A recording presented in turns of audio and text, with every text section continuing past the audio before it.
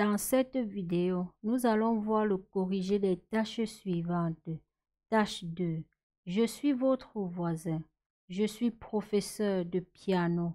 Je donne des cours dans une école de musique de notre quartier. Vous êtes intéressé. Vous me posez des questions sur l'école de musique dans laquelle je travaille. Une autre tâche 2. Je suis votre voisin. Je travaille comme animateur sportif ou animatrice sportive dans une association de votre ville. Vous êtes intéressé, vous me posez des questions sur les entraînements sportifs que je propose. Tâche 3. De jeunes adultes canadiens préfèrent rester vivre chez leurs parents parce qu'ils s'y sentent bien. Quel regard portez-vous sur cette situation? On se retrouve juste après cette annonce. Bonjour à tous. Nous sommes ravis de vous annoncer le lancement des souscriptions pour notre chaîne YouTube en réponse à vos nombreuses demandes. C'est avec enthousiasme que nous vous offrons la possibilité de souscrire et de bénéficier d'un accès exclusif à nos séries de compréhension orale et écrite activées. De plus, vous aurez un accès régulier au corrigé de niveau C1 et C2 des sujets récents et actuels des épreuves d'expression écrite et orale provenant de centres d'examen du monde entier.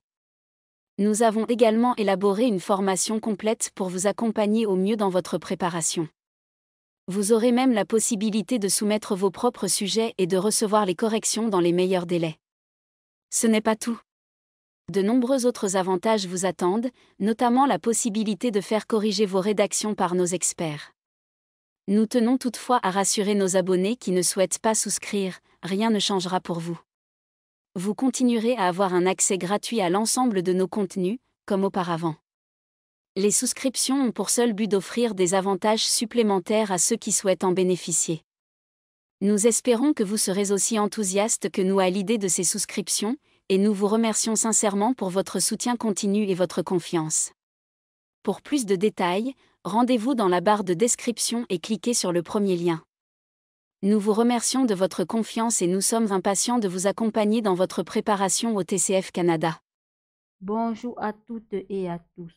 Aujourd'hui, nous allons vous proposer une ébauche de correction des tâches 2 et 3 de l'épreuve d'expression orale.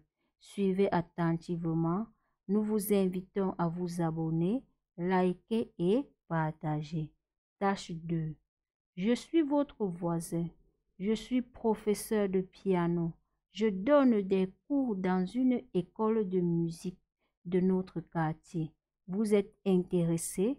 Vous me posez des questions sur l'école de musique dans laquelle je travaille.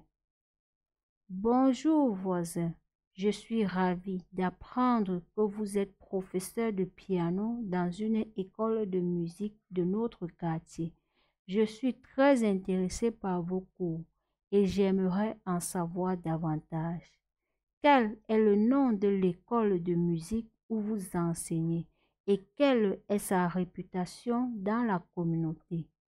Quel type de cours de piano proposez-vous à l'école de musique?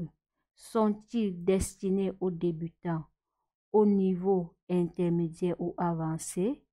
Quelle est la durée typique d'un cours de piano et à quelle fréquence les cours ont-ils lieu? Pouvez-vous me parler de votre approche pédagogique et de la méthodologie utilisée dans vos cours de piano? Est-ce que l'école de musique offre des cours individuels ou des cours en groupe?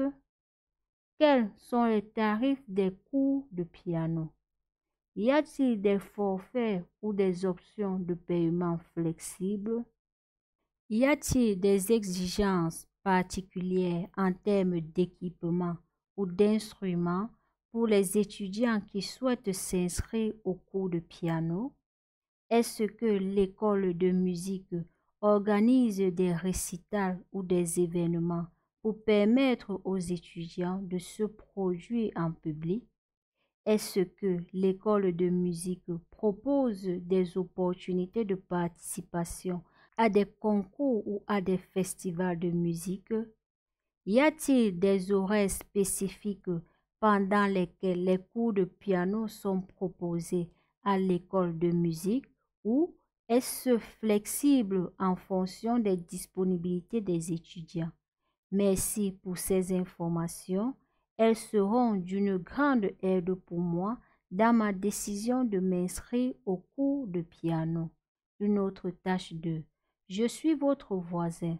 Je travaille comme animateur sportif ou animatrice sportive dans une association de votre ville. Vous êtes intéressé. Vous me posez des questions sur les entraînements sportifs que je propose. Bonjour voisin, je suis ravi d'apprendre que vous êtes animateur sportif dans une association de notre ville. Je suis très intéressé par les entraînements sportifs que vous proposez et j'aimerais en savoir davantage. Pour ce faire, j'aimerais vous poser quelques questions s'il vous plaît. Dans quelle association sportive travaillez-vous et quel est son objectif principal?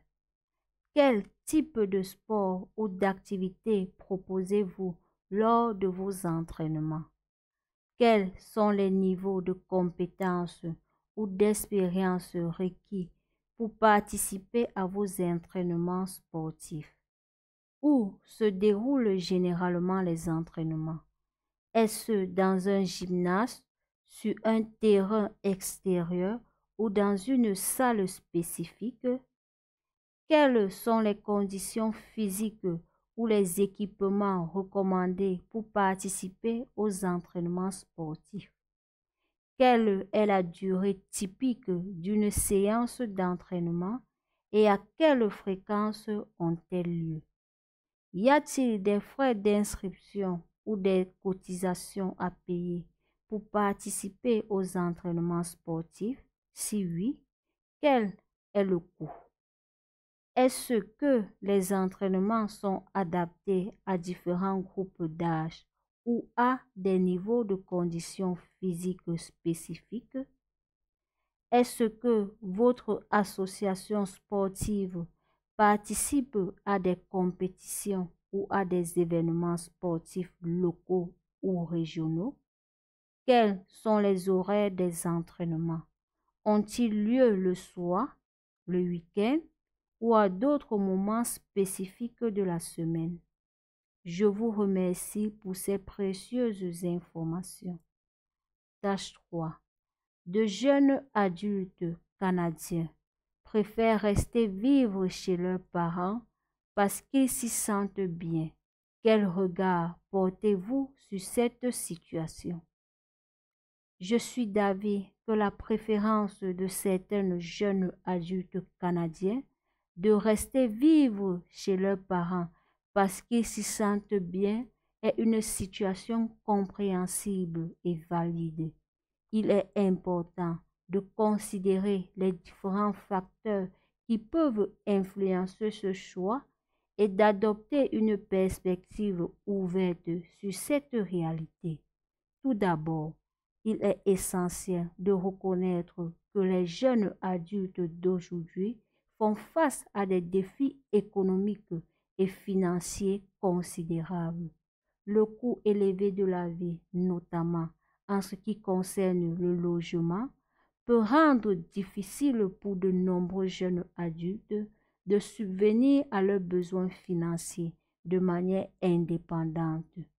Rester vivre chez leurs parents peut offrir une solution pratique et économique, leur permettant d'économiser de l'argent et de se préparer financièrement pour l'avenir. Par ailleurs, vivre chez ses parents peut également offrir un soutien émotionnel et familial précieux. La transition vers la vie adulte peut être difficile et remplie d'incertitudes. Rester au sein du foyer familial peut offrir un sentiment de sécurité et de stabilité, ainsi qu'une base solide sur laquelle les jeunes adultes peuvent se construire. La présence de parents aimants et attentionnés peut fournir un réseau de soutien essentiel pendant cette période de transition. De plus, il convient de noter que la décision de rester vivre chez ses parents ne signifie pas nécessairement une dépendance ou une absence de responsabilité. De nombreux jeunes adultes qui font ce choix continuent de contribuer financièrement aux dépenses familiales et participent activement aux tâches ménagères.